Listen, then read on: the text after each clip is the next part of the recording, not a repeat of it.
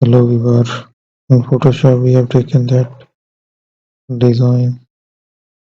I will create the clipping mask on the text we have taken. So there is the text we have taken. Now apply the picture on it. We can create the more designs by choosing the layer styles.